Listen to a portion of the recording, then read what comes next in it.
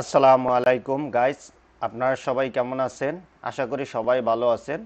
আজকের ভিডিওতে আমরা শিখব, আমরা যখন কোনো মার্কেটে পুরাতন ল্যাপটপ কিনতে যাই সেক্ষেত্রে আমাদের দেখতে হবে ওই ল্যাপটপটা কত সালে বাজারে আসছে বা লঞ্চিং হচ্ছে।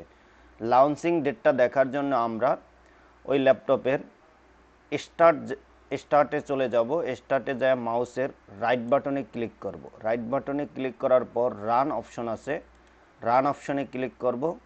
দেন এখানে আমরা লিখব MSINFO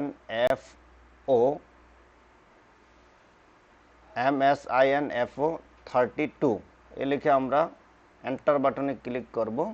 তাহলেই আমাদের সামনে এটার লঞ্চিং ডেটটা চলে আসবে। এই যে বায়োস ভার্সন বা ডেট, আমার ল্যাপটপটা যেহেতু লিনোভো, এটা লঞ্চিং হয়েছে 11/8/2019।